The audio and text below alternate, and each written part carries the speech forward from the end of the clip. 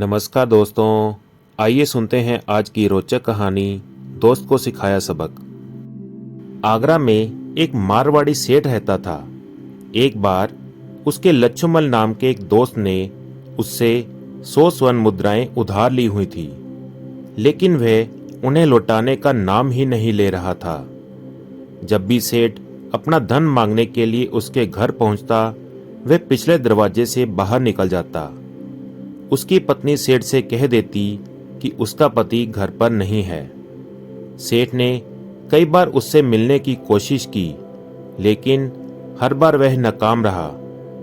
एक दिन मारवाड़ी सेठ ने सोचा कि कहीं ऐसा तो नहीं है कि लच्छुमल जानबूझकर मेरा धन ना लौटा रहा हो, इसलिए ये सारा नाटक कर रहा हो। उसने अपने परम मित्र बीरबल के पास जाकर उनसे इस मामले में सलाह लेने का निश्चय किया। बीरबल उसके सहपाठी थे और उसे विश्वास था कि बीरबल लच्छुमल से धन वापस लेने का कोई न कोई तरीका जरूर बता देंगे। जब सेठ बीरबल के घर पहुंचा तो बीरबल ने उसका स्वागत किया और उसकी पूरी आवभगत की। फिर सेठ ने अपनी समस्या बीरबल से कह सुनाई।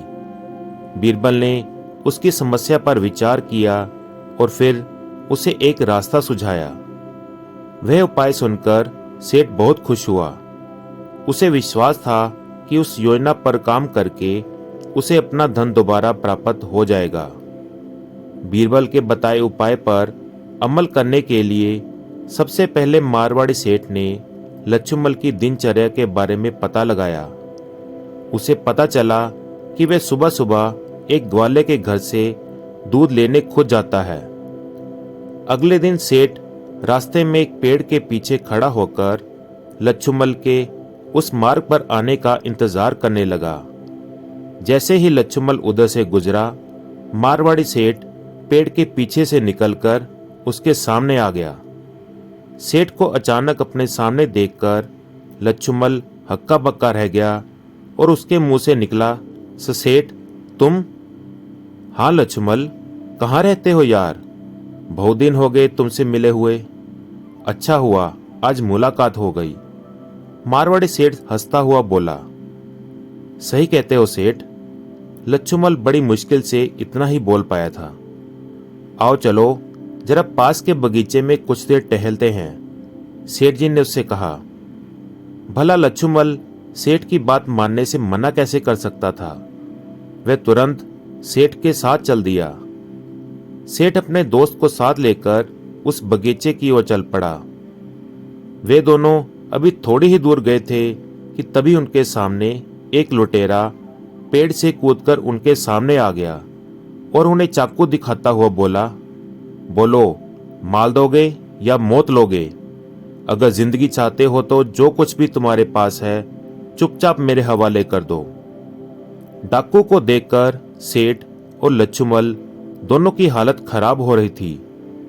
तभी लच्छुमल अपनी जेब से 100 स्वर्ण मुद्राओं की थैली निकालकर सेठ को देते हुए बोला, लो सेठ जी, अब हमारा आपका हिसाब बराबर हुआ।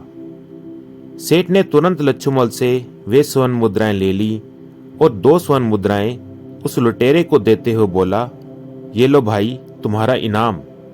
शुक्रिया सेठ जी। ये कहते हुए उस लुटेरे ने वे मुद्राएं ले ली। यह क्या कर रहे हो तुम? लच्छुमल हैरानी से बोला। यह लुटेरा नहीं है लच्छुमल, ये मेरा नौकर भैया लाल है, जो मेरे ही कहने पर लुटेरा बनकर इधर आया था। ये सब मैंने दीवान बीरबल जी की सलाह पर किया। जब तुम्हारे जैसे दोस्त उधार लेकर कन्नी काटने लगते हैं तो ऐसा ही कुछ करना पड़ता है, मारवाड़ी सेठ ने कहा। सेठ की बात सुनकर लच्छुमल की गर्दन झुक गई। उससे कुछ कहते ही नहीं बना। उधर सेठ स्वर्ण मुद्राओं की थैली जेब के हवाले करके बीरबल के घर की ओर चल पड़ा। बीरबल से मिलकर उसने उन्हें सब कुछ बता दिया। फिर दोनों मित्र खूब हंसे। तो दोस्तों, कैसी लगी आपको ये कहानी?